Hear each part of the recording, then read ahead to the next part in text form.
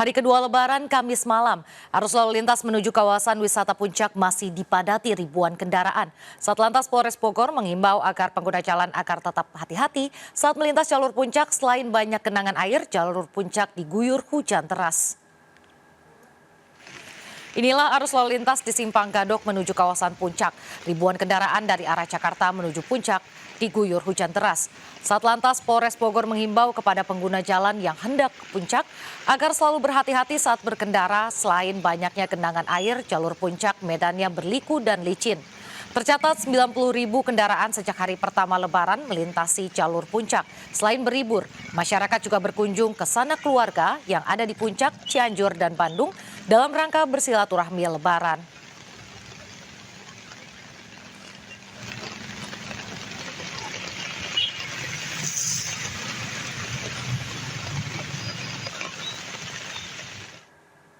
Pemirsa, arus lalu lintas di sejumlah jalan protokol di kawasan wisata Lembang, Kabupaten Bandung Barat, Jawa Barat, Kamis malam mengalami kemacetan panjang. Untuk mengurai kemacetan, Satlantas Polres Cimahi memperlakukan rekayasa jalur one way dari kedua arah. Ribuan kendaraan roda 4 terjebak kemacetan di sejumlah titik di Jalan Grand Hotel Lembang, Jalan Pasar Lembang, dan Jalan Beatrix. Kemacetan diakibatkan tingginya volume kendaraan wisatawan selama musim libur Lebaran. Kendaraan roda 4 bahkan hanya bisa melintas dengan kecepatan 10 km per jam. Diperkirakan kepadatan wisatawan akan terus terjadi hingga libur Lebaran berakhir. Polisi mengimbau wisatawan menggunakan jalur alternatif agar terhindar dari kemacetan.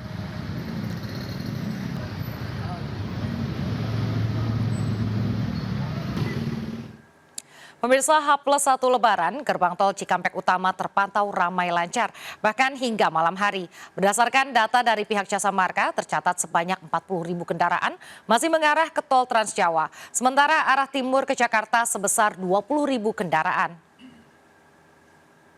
Pemirsa, suasana pada malam hari ini di gerbang tol Cikampek Utama terpantau ramai lancar, belum ada penumpukan kendaraan yang begitu signifikan baik itu pagi hari tadi sampai dengan malam ini. Berdasarkan data dari pihak Jasa Marga pada pukul 6 sore tadi, update mengatakan bahwa lebih dari 40 kendaraan yang melintas ke arah tol Trans Jawa, sementara untuk arah sebaliknya menuju ke Jakarta tercatat 20.000 kendaraan. Kemudian dapat kami sampaikan juga bahwa tadi siang sempat ada kunjungan dari Menko PMK, kemudian juga Menteri Perhubungan dan juga Kakor Lantas Polri terkait dengan evaluasi arus mudik tahun 2024 yang mengatakan bahwa telah terjadi tren penurunan risiko kecelakaan pada arus mudik 2024 dibandingkan 2023 sebesar 12%. Kemudian dalam arus balik tentunya memiliki tantangan tersendiri karena berpotensi lebih padat karena terjadi penumpukan kendaraan yang tersebar dari Jawa Tengah maupun Jawa Timur mengkerucut ke arah Jakarta. Kemudian dibandingkan dengan arus mudik yang mana sebaliknya yakni dari arah Jakarta menuju ke arah Jawa Tengah maupun Jawa Timur yang tersebar, sehingga untuk penanganan dari arus lalu lintas sendiri ini lebih mudah dibandingkan dengan arus balik. Kemudian dapat kami sampaikan juga bahwa untuk diprediksi puncak arus balik terjadi pada tanggal 14 April 2024 sampai dengan tanggal 15 April 2024. Karena pada tanggal tersebut masyarakat sudah mulai kembali aktivitas bekerja seperti itu. Kemudian juga untuk potensi terjadi penumpukan kendaraan terjadi di kilometer 66 karena ada pertemuan dari arus lalu lintas dari tol Trans Jawa bertemu dengan arus lalu lintas dari tol Cipularang dari Bandung menuju ke Jakarta. Kemudian himbau juga pada seluruh masyarakat yang ingin melakukan perjalanan agar kembali mempersiapkan kendaraan Anda, pengecekan mesin, kemudian pengecekan ban dan juga pengereman guna menghindari hal-hal yang tidak diinginkan. Kemudian dihimbau juga agar pemudik atau maksud kami yang ingin melakukan arus balik perjalanan ini diharapkan tidak menggunakan travel gelap demi menghindari resiko-resiko yang tidak diinginkan. Kemudian Jasa Marga juga mulai tanggal 12 April akan memperlakukan kembali penerapan sistem ganjil genap yang dimulai pada pukul 2 siang sampai dengan pukul 24.00 waktu Indonesia Barat sampai dengan nanti tanggal 16 April 2024. Dari Karawang, Jawa Barat, Nata Arman, Seto Nadifa News melaporkan. Pemirsa, di Pelabuhan Bakauheni, Lampung, arus balik menuju Pelabuhan Merak, Banten mulai meningkat. Puncak arus balik Lebaran 2024 diprediksi terjadi pada 14 hingga 15 April mendatang. Berikut laporan Salam Rahmat dan Ahmad Putra. Ya pemirsa, untuk situasi terkini arus lalu lintas di kawasan Pelabuhan Bakauheni Lampung dalam melakukan perjalanan arus balik Lebaran 2024 ini sudah mulai terlihat adanya peningkatan jumlah volume kendaraan yang akan melintas untuk menuju ke Pelabuhan Merak, Banten.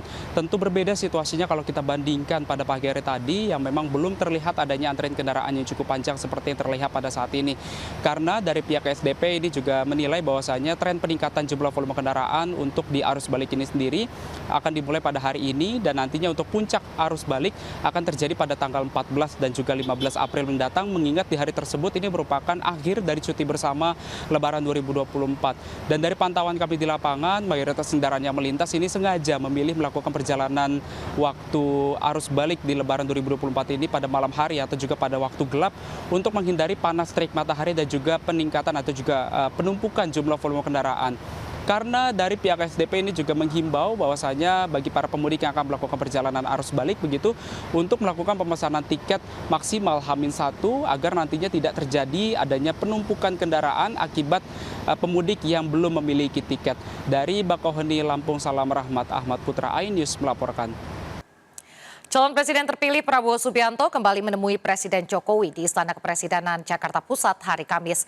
Prabowo mengatakan pertemuan hanya silaturahmi biasa sekaligus merayakan Idul Fitri 1445 Hijriah. Prabowo tiba di Istana Kepresidenan pada Kamis pagi mengendarai mobil pribadi berplat nomor B88 PSD.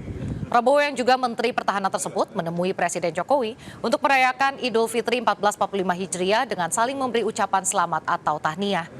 Prabowo hadir ditemani oleh putranya Didit Hedi Prasetyo. Setelah bertemu Jokowi, Prabowo melanjutkan kunjungan ke rumah dinas Ketua Harian Partai Gerindra, Sufmi Dasko, di Jalan Denpasar Raya, Jakarta Selatan. Sebelumnya Prabowo telah berkunjung ke Istana Negara pada hari pertama Idul Fitri saat Presiden Jokowi menggelar open house atau gelar geria. Maaf lahir batin semuanya, selamat Lebaran ya. Terima kasih. Ya. Namanya Lebaran ya, maaf lahir batin ya. Terima kasih.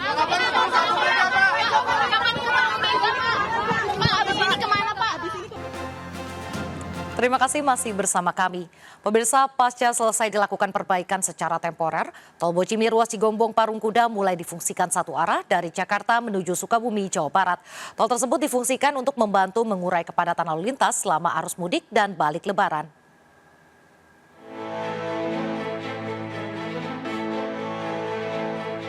Pasca penanganan darurat dan pembersihan lokasi longsor di kilometer 64 ruas Cigombong Parung Kuda, jalan tol Bocimi mulai difungsikan untuk dilalui kendaraan pemudik maupun wisatawan yang akan menuju Sukabumi dan sekitarnya. Fungsional jalan tol hanya dibuka satu jalur, yakni lajur B dari arah Jakarta menuju Sukabumi. Untuk memastikan agar jalan tol ini berfungsi dengan baik, pihak Kementerian PUPR dan PT Trans Jabar akan bersiaga di lapangan setiap hari. Nantinya, fungsional jalan tol ini akan dilakukan dengan sistem buka tutup selama arus mudik dan balik Lebaran. Jalan tol hanya bisa dilalui oleh kendaraan golongan 1, seperti sedan dan minibus. Diharapkan jalan tol ini bisa mengurai kemacetan maupun kepadatan yang terjadi di ruas jalan arteri Sukabumi, Bogor. Bahwa hari ini rencananya bisa dilintasi, namun satu jalur, ya. Jadi kendaraan yang kemarin masyarakat keluar di Cigombong sekarang bisa dilintasi normal dengan catatan satu jalur. Kalau nanti jamnya sampai jam berapa, ini kita belum menunggu perintah dari Korlantas. Yang pasti sekarang kita laksanakan penormalan jalur seperti normal.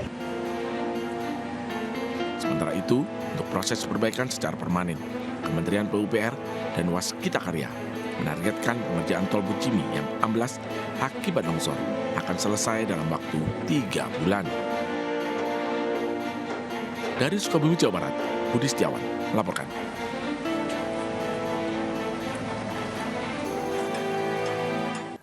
Pada libur Lebaran, Taman Marga Satwa Ragunan dipenuhi pengunjung yang tidak mudik Lebaran atau pemudik lokal. Pada hari Kamis tercatat tiket terjual 10.000 pengunjung.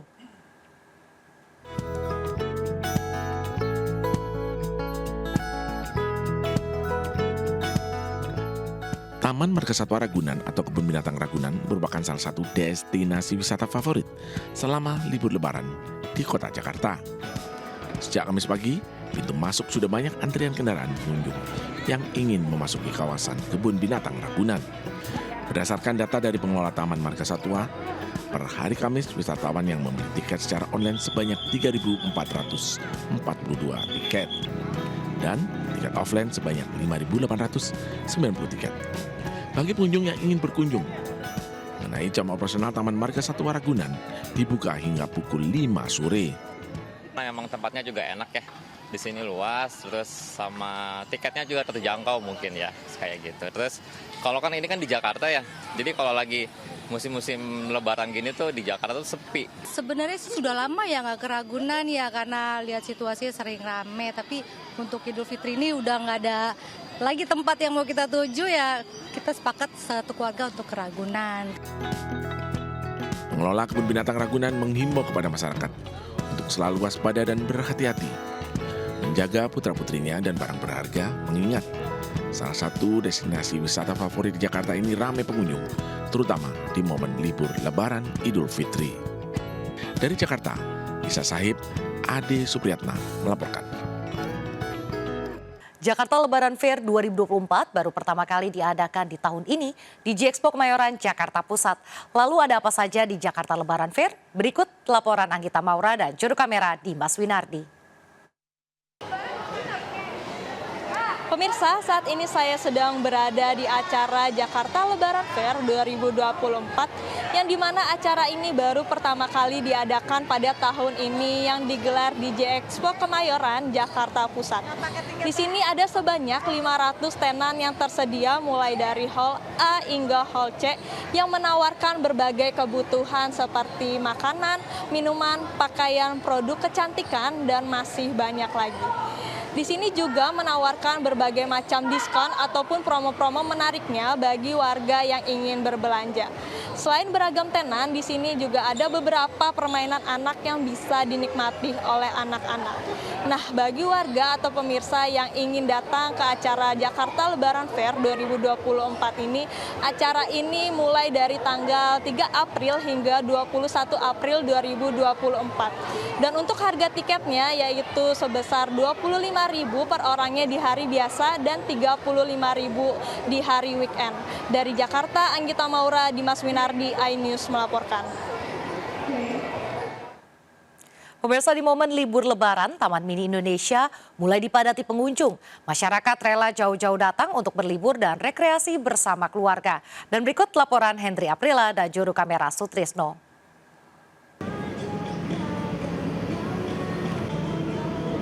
Memasuki momen libur Lebaran 2024 atau 2 hari setelah perayaan Hari Raya Idul Fitri 1445 Hijriah, beberapa tempat wisata yang ada di sekitaran Jakarta sudah mulai diramaikan oleh pengunjung yang hendak melaksanakan libur maupun berkumpul dan juga berrekreasi di beberapa tempat wisata. Di tempat kami melaporkan saat ini, yakni di Taman Mini Indonesia Indah, Jakarta Timur, sudah mulai ramai dikunjungi oleh pengunjung yang hendak berlibur di sini. Dan juga data yang kami dapatkan dari pengelola Taman Mini Indonesia Jakarta Timur, sudah terdapat 20.000 pengunjung yang sudah memasuki Taman Mini Indonesia Indah ini sedari tadi pagi. Dan juga untuk jam operasional yang didapatkan untuk selama masa Lebaran ini ada dibuka dari pukul 6 pagi hari sampai dengan pukul 20 atau pada pukul 8 malam hari di setiap pembukaan jam operasional. Dan juga untuk tiket sendiri ini dibanderol dengan harga per orangnya Rp35.000. Kendati demikian, dengan ramainya masyarakat yang hendak berkunjung ke Taman Mini Indonesia Indah, ini tidak mengurangi antusias masyarakat untuk berlibur di Taman Mini Indonesia Indah ini. Dan juga himbauan untuk masyarakat untuk selalu menjaga kesehatan, menjaga keamanan barang berharga Anda, dan menjaga kenyamanan Anda. Dari Jakarta, Hendri Afrila, Sutrisno, iNews melaporkan. Libur Lebaran 1445 Hijriah, Pelabuhan Kapal Cepat Sanur Denpasar dibanjiri ribuan wisatawan yang akan berlibur di Pulau Nusa Penida dan Nusa Lembongan. Di puncak libur Lebaran diprediksi wisatawan mencapai 8.000 orang per hari.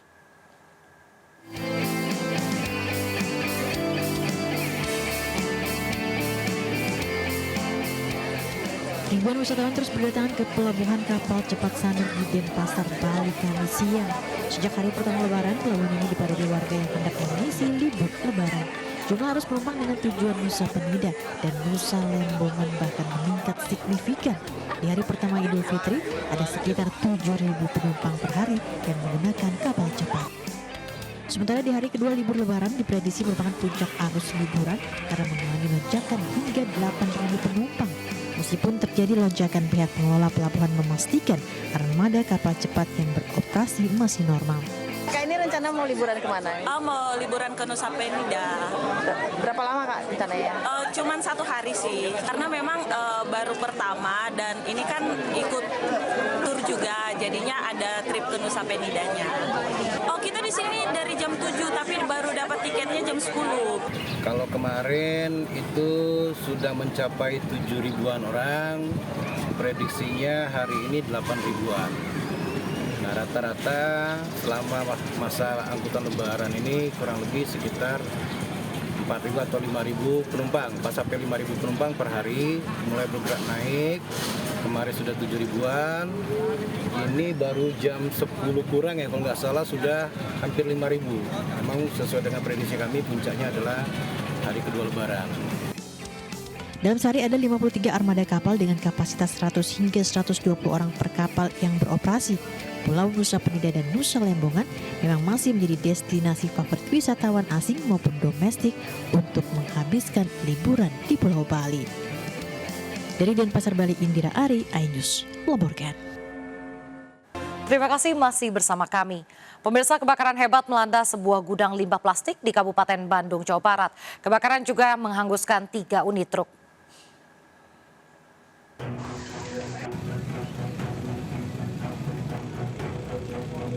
Kebakaran melanda gudang limbah beracun berbahaya milik pabrik sepatu di Desa Batu Karut, Arjasari, Kabupaten Bandung. Api cepat membesar dengan cepat, menghanguskan bangunan gudang. Dalam kebakaran ini 3 unit truk ikut ludes terbakar. 8 unit mobil pemadam kebakaran dikerahkan, namun petugas kesulitan memadamkan api karena terdapat limbah beracun. Untuk disulit untuk kita pemadaman, ini kita tercampur dengan adanya pengumpul rongsok. Iya. Rongsok. Iya. Atau bahan B3, Komandan. Oh, siap. Kebetulan untuk kita yang pertama, sumber air kita cukup jauh. Iya. Kemudian kita koordinasi dengan masyarakat setempat. Kita ada solokan atau parit, kita bendung. Iya. Alhamdulillah untuk sumber air kita dekat. Iya. Jadi tidak terlalu hilir mudik atau ambil dari satu ke satu. Iya. Penyebab kebakaran belum diketahui pasti, namun kebakaran membuat warga resah karena dekat dengan perkampungan warga. Dari Bandung, Jawa Barat, Saufat Endrawan melaporkan. Pemirsa, ratusan warga dan wisatawan berebut gunungan dalam tradisi Grebek Syawal di halaman Masjid Gede Kauman, Keraton Yogyakarta. Warga percaya hasil bumi dari tradisi ini membawa berkah melimpah.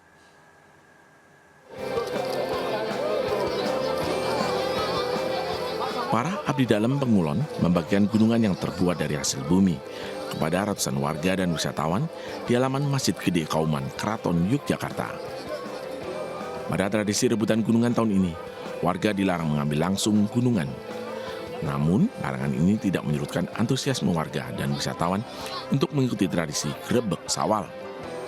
Warga percaya hasil bumi dari tradisi ini membawa berkah melimpah. Susah ini. Kenapa? Kenapa susah? Berebut. Berebut ya? Iya. Terus ini baru pertama kali? Baru pertama kali. Kaget, senang juga. Terus langsung cepet-cepetan juga sih. Tapi ini pengalaman yang bagus, keren. Baru pertama kali ini? Terdapat 5 gunungan yang dibagikan berisi hasil bumi seperti kacang panjang, cabai, ketan. Grebek Syawal ini telah menjadi tradisi sejak ratusan tahun silam. Dari Yogyakarta, Heru Trijoko melaporkan. RPA Partai Perindo mendampingi terdakwa kasus pencurian ikan di perusahaan tempatnya bekerja dalam sidang di Pengadilan Negeri Jakarta Utara. RPA Partai Perindo berharap mendapatkan penangguhan penahanan terhadap ibu muda tersebut.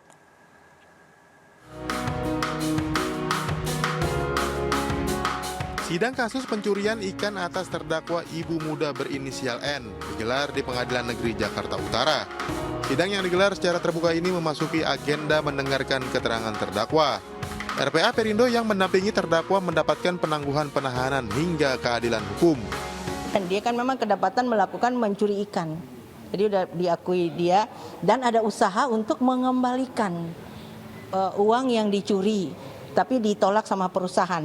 Saya sih sebagai Ketua Umum Relawan Perempuan Partai Perindo mengharapkan ada penangguhan penahanan daripada N ini. Saya berharap sekali bahwasanya Majelis Hakim melihat dengan mata hati. Kami paham sekali dengan fakta-fakta sidang yang memang bersalah. Melakukan ini memang karena tepat sekali. Nah, upaya ini yang menjadi pembelaan kita.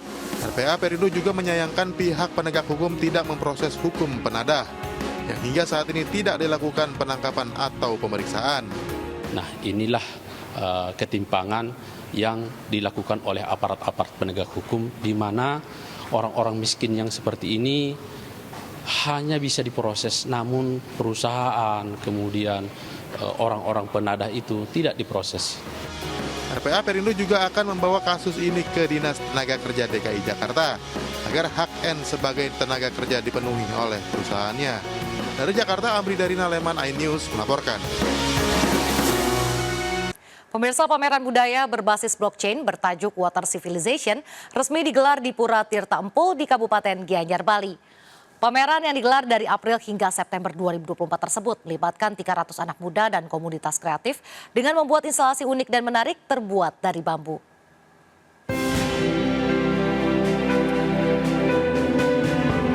Mengenakan kebaya khas Bali, Menparekraf Angela Tanusudibyo tampil anggun dalam peresmian pameran budaya berbasis blockchain di Pura Tirta Empul, Kabupaten Gianyar, Bali. Pameran bertajuk Water Civilization ini memberikan pengalaman unik bagi wisatawan tentang sejarah Pura Tirta Empul yang dibalut dengan instalasi unik dan modern dari bambu. Di dalam instalasi ini, pengunjung dapat menikmati pameran arsip digital dari masa ke masa sehingga mengenal lebih dalam esensi air dalam peradaban Bali hingga sejarah Pura Tirta Empul. Saya kira ini tidak asing konsepnya untuk kultur Bali. Tadi sempat disampaikan mengenai Trihita Karana, harmoni antara manusia dengan Tuhan, dengan sesama, dengan alam. Makanya nggak heran kalau Bali adalah primadona pariwisata Indonesia dan bakal global. Angela yang juga Wakil Ketua Umum Partai Perindo bidang ekonomi digital dan kreatif ini berharap pameran budaya Water Civilization dapat menarik wisatawan untuk berkunjung ke Pulau Dewata. Dari Gianyar, Bali, Ketut Catur Kusumaningrat, iNews melaporkan. Menparekraf Sandiaga Uno menghadiri iftar gathering Rumah Siap Kerja di Jakarta Selatan. Sandiaga pun mengapresiasi dan mendukung Rumah Siap Kerja yang mencetak para wirausahawan baru untuk meningkatkan ekonomi masyarakat.